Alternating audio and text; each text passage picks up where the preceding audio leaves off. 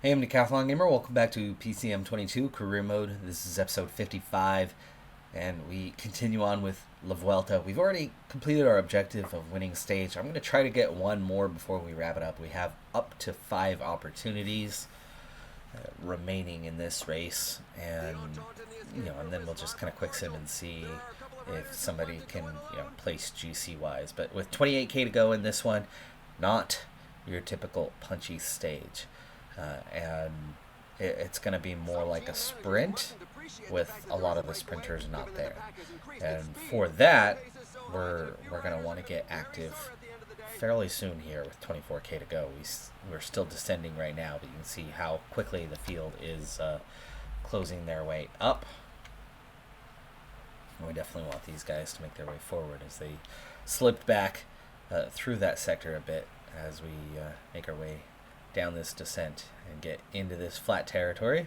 Now 20k to go, and we're going to get on with that sprint train here quite soon. There was 9 in the break, it's down to 7, and it's also down to 30 seconds, so they'll be reeled in pretty much as soon as we hit the climb here. And like I said, not the typical race that we're looking at. Like Pivy is our best sprinter. Unfortunately, he's got a -2. But we're going to be going with him. Frigo is our next best and could end up being the guy at the end of the stage, depending on how hard we push, thanks to that -2.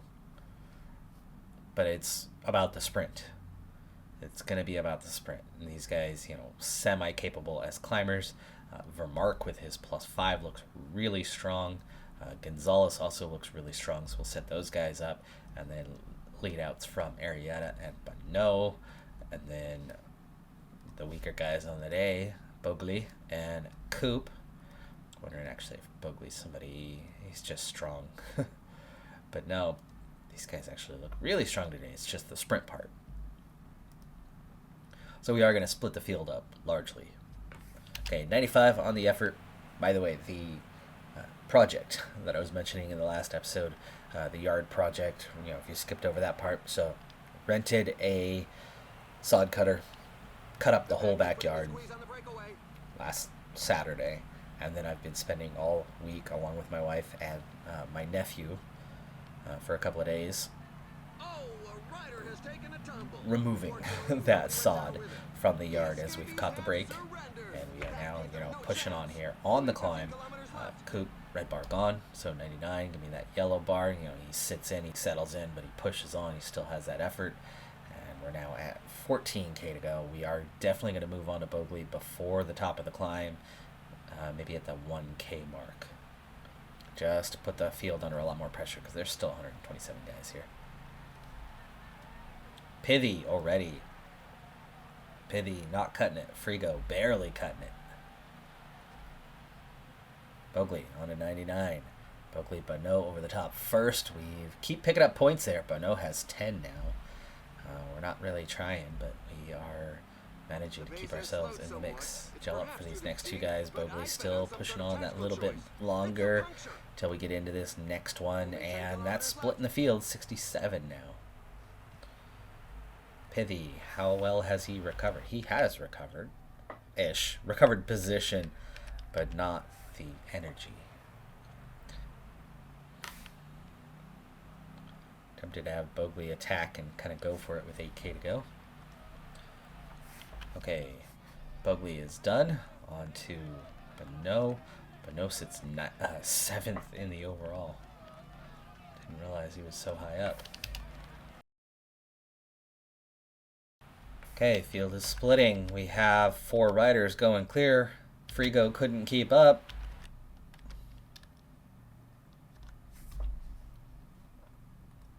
Send those 4 on their own. Not the plan we wanted to execute, but it's the plan we're now going to execute.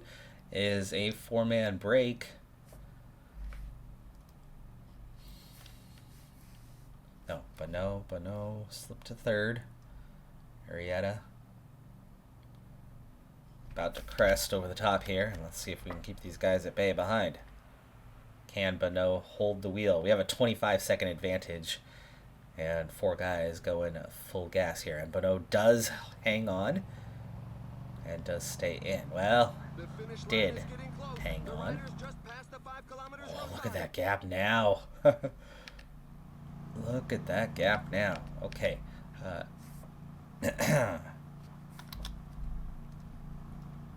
Arrieta dropped to third. Gonzalez push on 97. Bonneau's fading. That's okay. Okay, Gonzalez 99.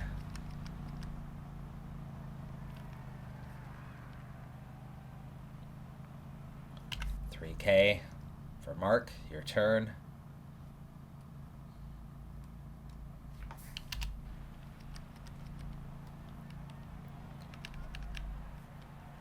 $2K to go.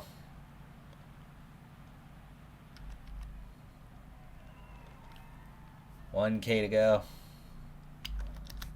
Not worried about the GC.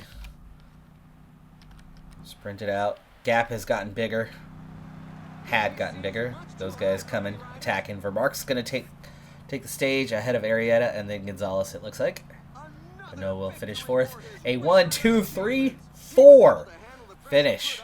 Holy cow. Well, there is that second stage win that we were looking for. And with that, we really don't need to really push on for those other stages. I was aiming for 1 to 2. And once we got the one on the very first stage, it was like, okay, well, let's hunt for that second stage. Yeah, we just crushed that second stage. We do have 3 to 4 stages before the next one happens. Let's see where we're at in GC right now. Did we get separation? Do we gain time besides the 10-6 4-second time bonuses at the finish line? And how did that impact the GC? And then we'll push forward those few stages and see where we're at in the GC at that point. Again, this is a much punchier team, not necessarily GC contending mountain team. So those big mountain stages will probably see us fall off quite a bit. 28-second advantage. By the way, I made the 9th and final trip to the recycling center to get that sawed out this morning.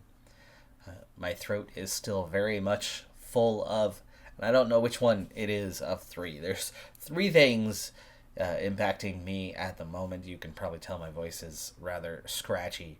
So, fatigue. Feeling ill as a result of fatigue. Just, really pushed things to the limit to get that work done because the day you're seeing this, for me it's tomorrow, heavy rain expected. We're looking at an inch of rain over a 2-day period or more. It's just going to turn everything into a giant muddy mess, so we had to get out, get it done. Now I actually still have a little work to do before that rain comes tomorrow, so I will be back out there another time. But fatigue, big factor. Is this a fatigue type sickness? Or is it the other 2 things, or a combination of all 3? The other 2 things being, 1, I've been swallowing dust for days because we haven't had rain since June. Till tomorrow, but that's future. Past tense. Till this point, it's rained twice. Barely. Just, it made the ground wet. And then that was it. We had 1 day where it rained for a few hours. That's 2 total times that water has fallen from the sky. It's October, and that was early June, the last time it rained. Other than those 2 very brief exceptions. Things were very dry. Watering helped, but anyway, dried out very quickly again after cutting it all. So lots of dust went in this week. And stuff was just, crumbling and exploding the sod.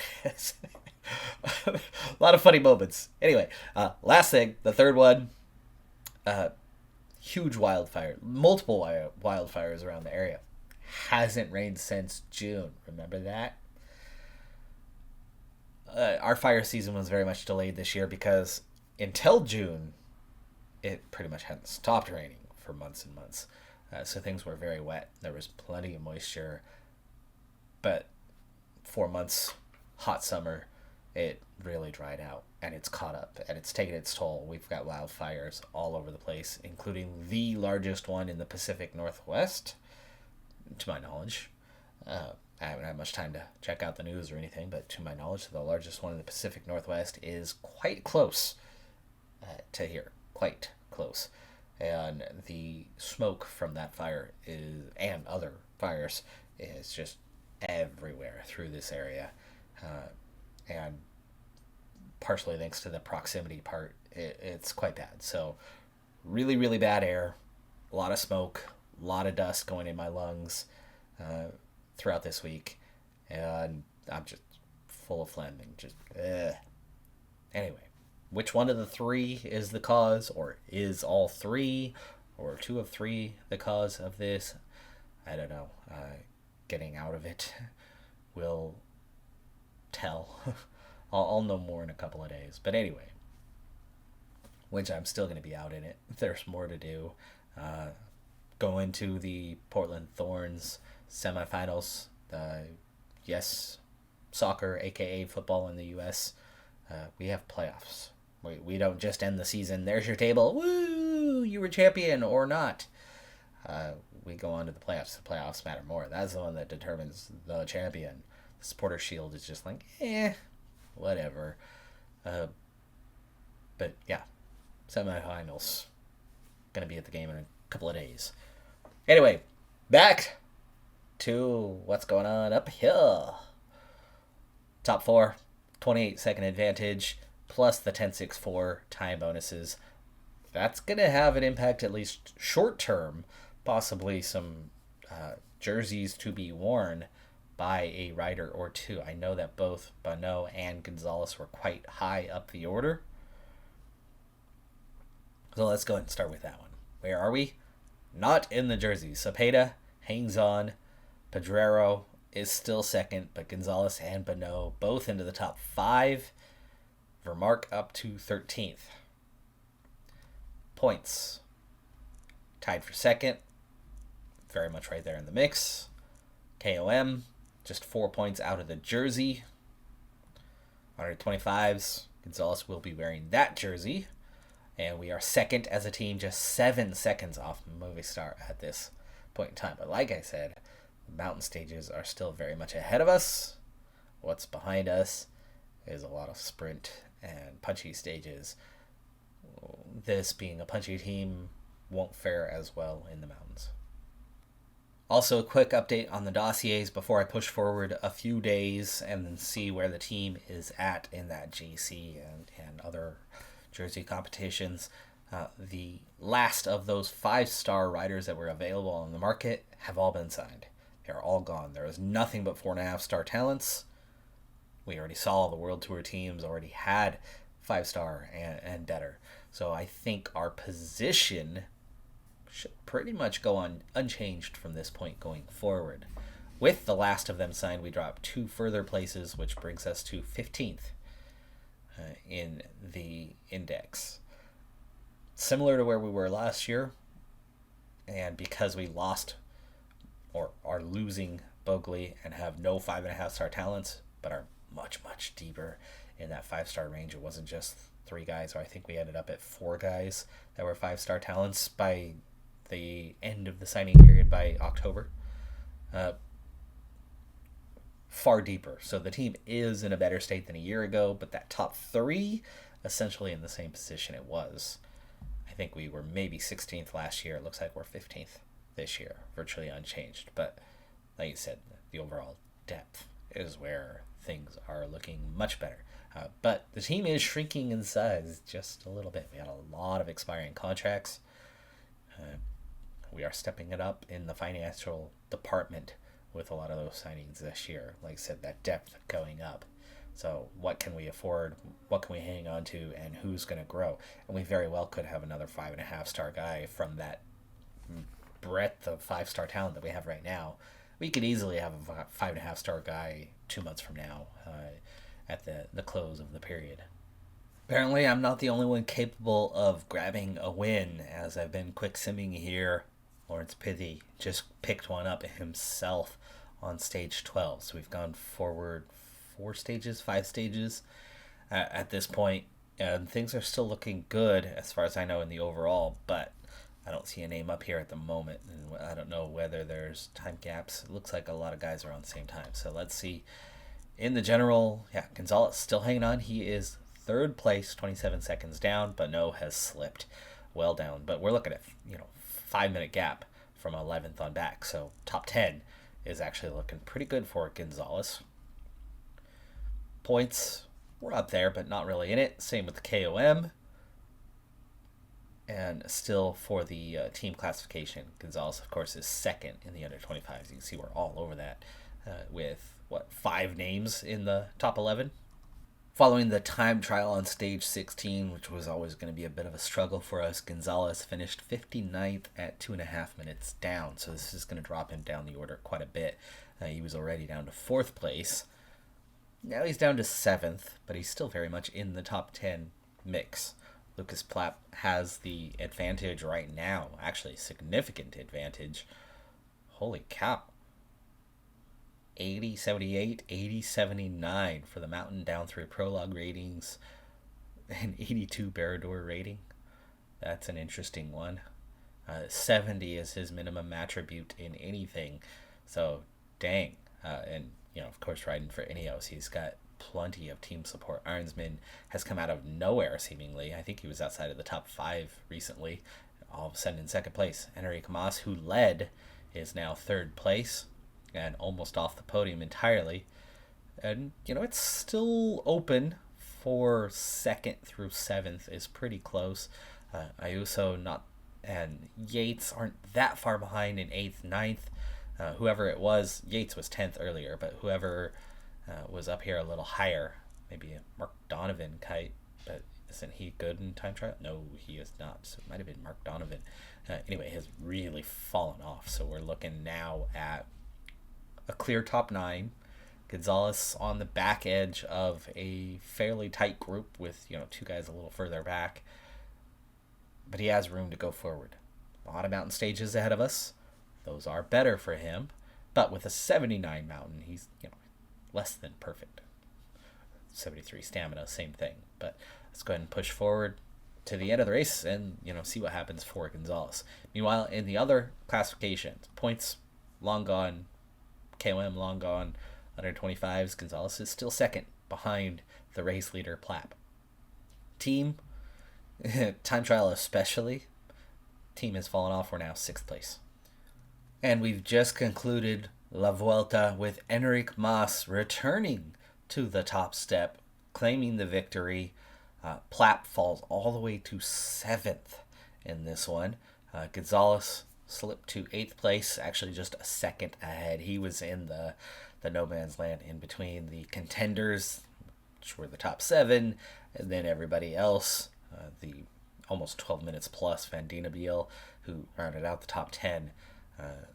Svestad, Bardsing, and I, 1 second apart, and we were that 1 second ahead, not that 8th really makes much of a difference over 9th. But Gonzalez does get a top 10 on his own, and here was the thing about Gonzalez in this race. If you remember back to the Giro, this had happened. From the start of the year, Gonzalez, no recovery, just up, up, up, up, up, up, up. It was only his second objective of the year. It's not like we had overloaded him in terms of days raced. 92 is pretty high. It is. Topping 100 is a rough season, so he has been overused a bit, and that's the main thing. 10th in the world rankings, though. I mean, that's pretty nice. But remember, our KOM effort and what he did, he was all the way up to 90 fatigue at the end of the Giro. And then he had a short turnaround on Puerto Rican National Championship time trial. That objective shouldn't have been in there. Should have wiped that out, should have let that go, and it would have helped a lot to recover. But you can see, recovery-wise, following the race, following that break, he got it right back down to almost neutral, but it didn't get much better in the time. Now, all he's done was the Puerto Rican National Championships in between. but he was so tired at 90% that it's really only fallen off. I realize now that my face cam is a little bit in front of what's here, but the only other objective, which you can't see, but this is the area of La Vuelta, so this few week span. And you can see, he'd got it under control. He got it down to 30%, but he started the race already on the tail end of his fitness peak. So he had already put that time and effort in and was good, was strong at the beginning of the race. That fitness peak was gone by the end of the first week. And that fatigue level was up to a 40 after 1 week. So he was good for a week. Week 2, he was fine. But after week 2, he had topped that 50%. Started to get fatigued. Also, the fitness peak was gone. And so we were seeing the fitness level go from a 99 at the start of the race to a 96 to a 91. And that's where things stopped being good. So he did fine there, but the last week was not good. Fitness fell off to 87. Fatigue jumped to, 65. And his position fell off quite a bit. So his chance at a top 5. The time trial obviously was a big reason for it, but he was 7.5 minutes down, almost 8 minutes down. 2.5 minutes of that was the time trial. There's a good 5-6 minutes of needing explanation, 5.5 minutes. And those time losses came on mountain stages where you would think he shouldn't lose quite that much. But with the fitness falling off, the fatigue climbing rapidly, that last week didn't go so well, especially on paper by himself. Very tired, 86%. No fitness bonus, and morale at just normal by the end of this race. Kind of set the tone on what you were going to get. But, days raced of 92.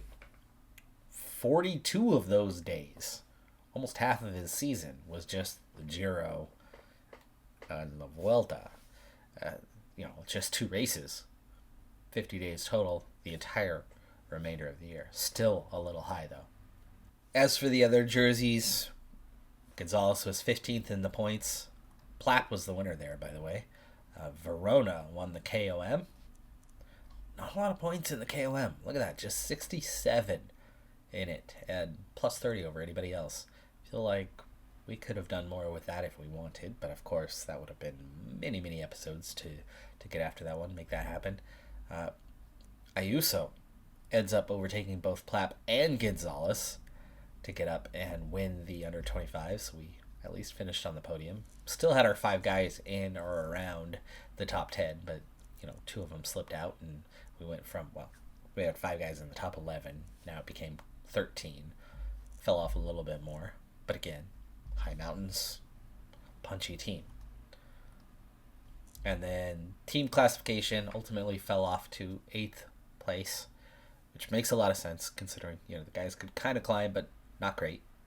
And we did so well through the punchy phase, but then as the race went on, and as we quick simmed the second half of the race, well, we got exactly what we wanted and then some. I went out, got the 2 stage wins that we were looking for. They went out on paper and added a 3rd, exceeding our expectations. No jerseys this time, but hey, 3 stage wins is pretty dang good.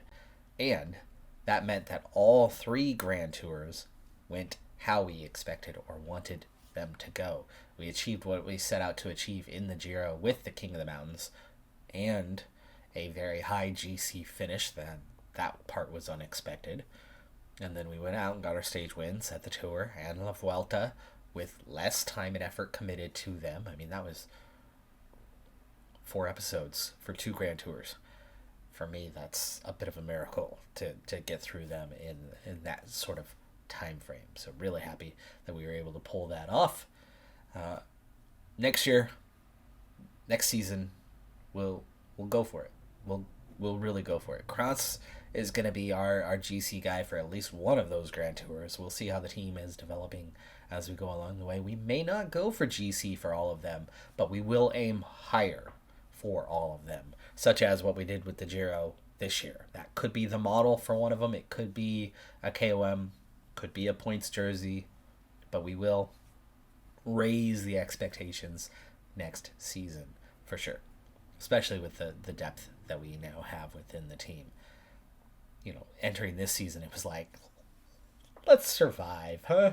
Let's survive. We made it to World Tour, but can we do anything? To answer that question with this, yes. The answer is yes. 4th in the World Tour rankings. 4th in the Super Prestige. Just a few points shy of 3rd. 3 teams kind of running away with that nod for 3rd best team with the clear top 2 favorites. Yes, we're not there yet, but I mean we're coming in as 16th favorite on paper, but placing 4th. Next season, 15th on paper. I think at the very least we'll be looking to do the same as what we've done this year, but still hoping for more. We've got a good team. We've had 30 victories this season. It's September. We've got a month to go. We have Il Lombardia, and that's about it, though. So we will be wrapping up the season quite soon. We will quick sim the majority of the races that remain, and then we'll be pushing into the 2026 campaign with that new roster, with an even deeper roster than what we have now, as we are consolidating a little bit and working our way up. All those 5 stars, 4.5 stars, and 4 4-star talents. Where this season, yes, we have Bogley, the 5.5. We'll have the 5.5 again. Similar number of 5 stars, but we were definitely not there in January. We're going to be there right now, right away, January 1st. They're now continuing to be there, right? And just getting better and better.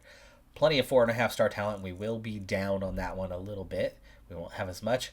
But then we had just the few 4-star guys at the bottom. And here, there's very much below that.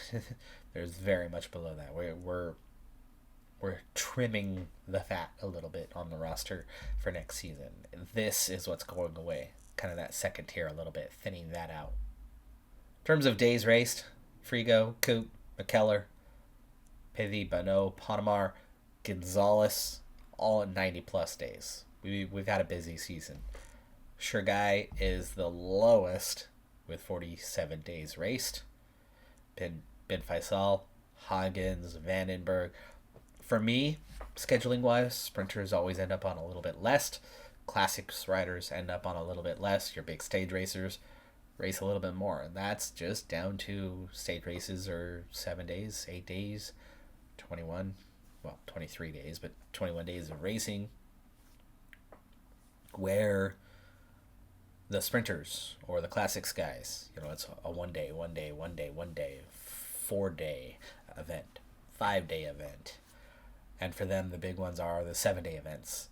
Now, of course, this year, we took the sprinters to the Tour de France, and that made up 21 of those days that they raced. But there was a lot of, single 1-day events, as opposed to the guys that, that put in 21 days times 2, like Gonzalez. There weren't too many of those. We really spread it out pretty well this year, but we'll see how next year goes. That is going to do it for this episode, though. I'm Decathlon Gamer. Like, comment, subscribe, and I'll see you next time. Have a good one. Be safe out there, and bye for now.